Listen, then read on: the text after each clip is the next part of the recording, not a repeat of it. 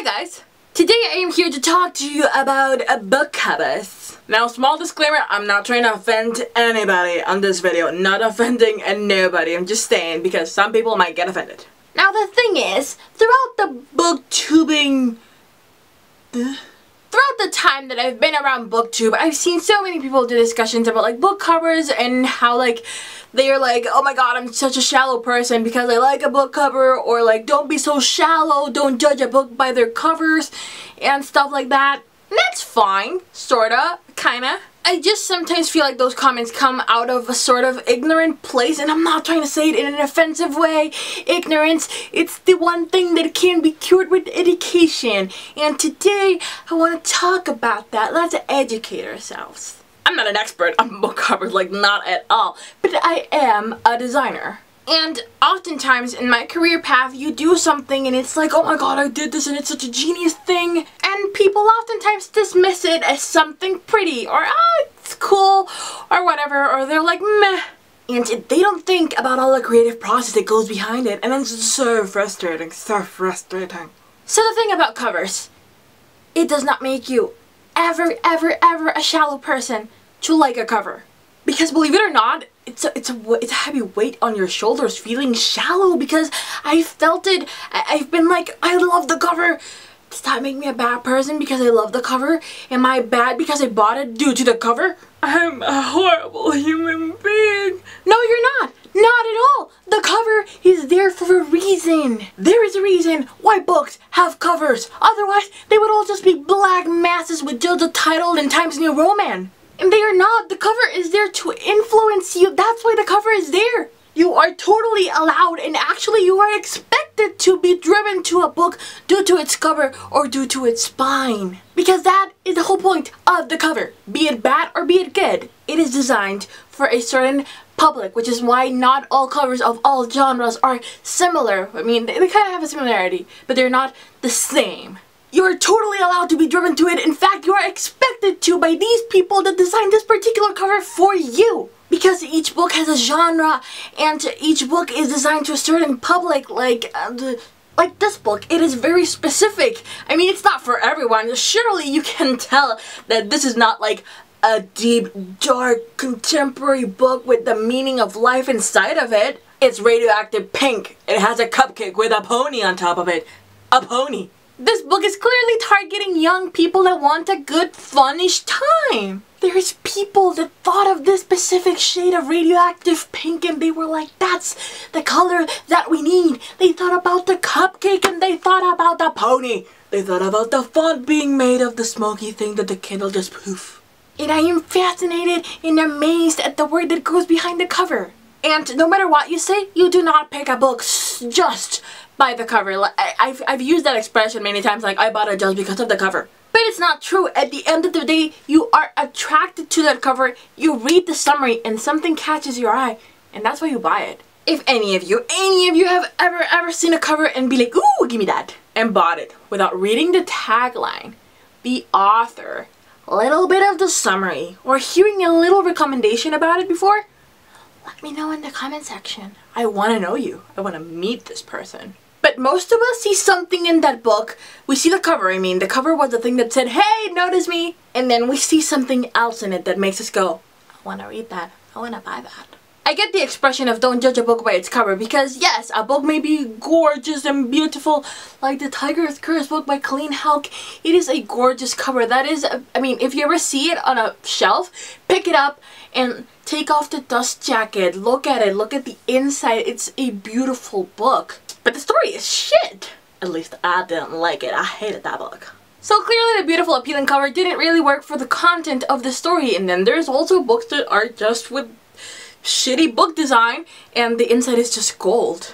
So the thing is, don't let a book cover stop you from buying it or knowing of a beautiful, in-depth story. There's many videos called A Blind Date with a Book, I think, which is, you know, they basically wrap the book so you don't know the cover and they just tell you what it is about, and it is literally that, you know, a blind date with a book that you're just choosing by the summary. And that's fine. It's a fun thing to do because many books really are overlooked due to their covers. So I definitely understand and approve of the message of don't just be misguided, you know, actually read the summary, take it into consideration. But I don't like it when people put other people down for liking the covers. Each publishing company has a design team. Maybe more have a bigger budget on that area.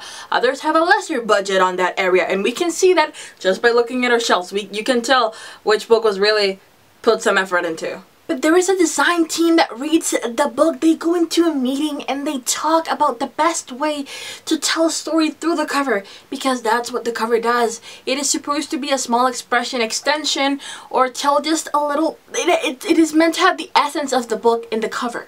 You should be able to look at it and get an idea of what it is. Not necessarily tell you the story plain and simple. I mean, they can't do that with an image. Even if an image tells you more than 1,000 words, however that goes. And they think about it, there's a whole creative process behind it, and then they come with a result. Sure, the result sometimes is pretty shitty, but that also depends on the designers and the amount of money that is being paid to said designers. Because shit money gives you shit results. Always. And I want to show you this and share with you my favorite covers and how they are all so different and how certain styles work for others. And I'm gonna try to go through it, you know, at a decent pace so that this isn't like a huge video, which is probably going to be. But it really does get me excited when I see a book cover and I'm like, I love it. It's so beautiful, and I see the whole intent behind it. So I want to share that with you. My favorite covers, and I think that in general the best covers made, are the ones that actually have a metaphor in the front page, because metaphors can tell you so many things, and I just love it when I may see a cover and I'm like, oh, that looks dark or whatever, and then I read the book and I look at the cover again and it's like, holy fucking shit. And my favorite book, and also book cover, I just love that these two match, is Forbidden by Tabitha Susuma.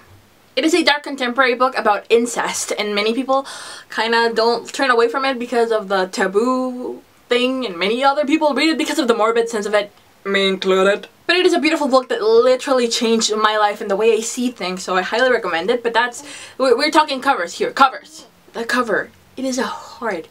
It is a heart made out of spikes. Spikes? This wiry thingy. You can appreciate it better here. But it's just forbidden love. Love that hurts.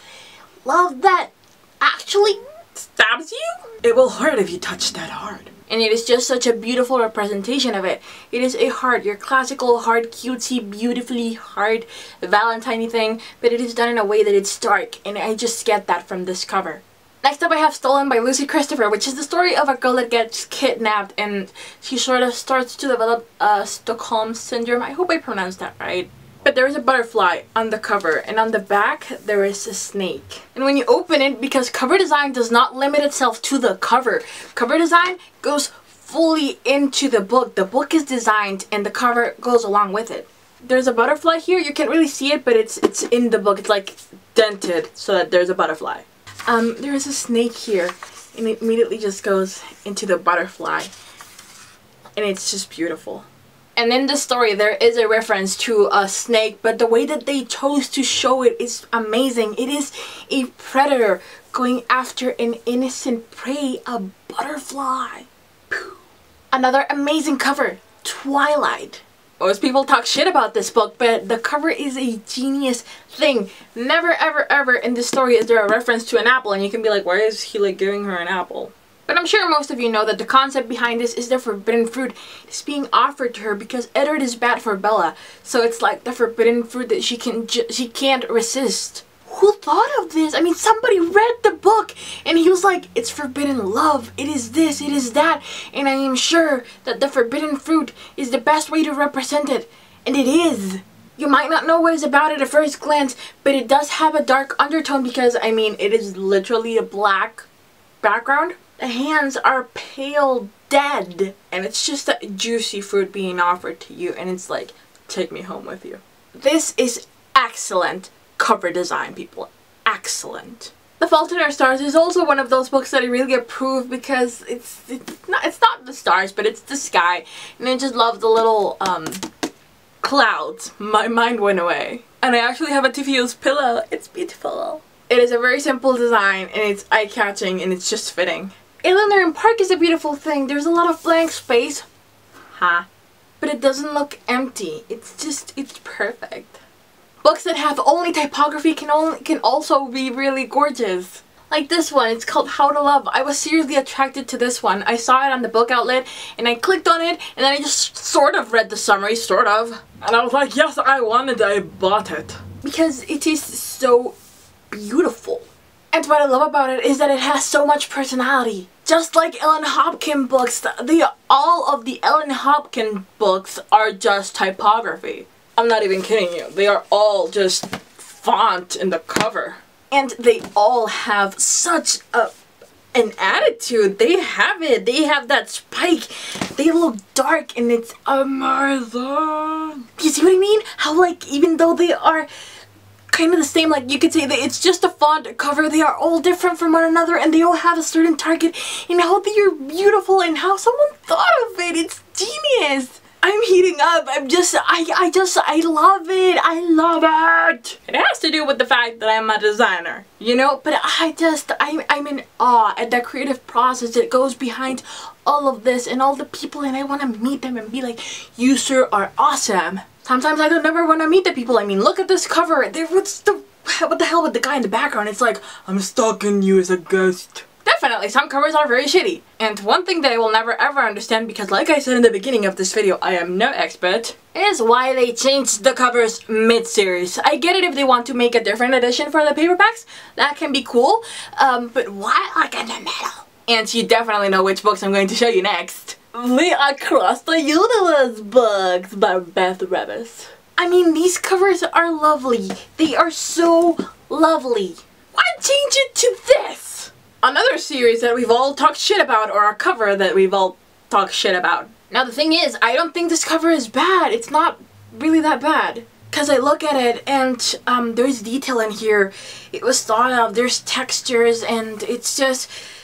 someone made this with love and it's been totally overshadowed by the other covers. I don't know what happened there and what were they thinking. I think I heard Christine from Pull & Bananas books say that they changed the covers when the series isn't making that much money. But it doesn't make much sense to me considering these two have done so well, and if it's the third book in the series, I mean, they're publishing it for a reason. Why change it?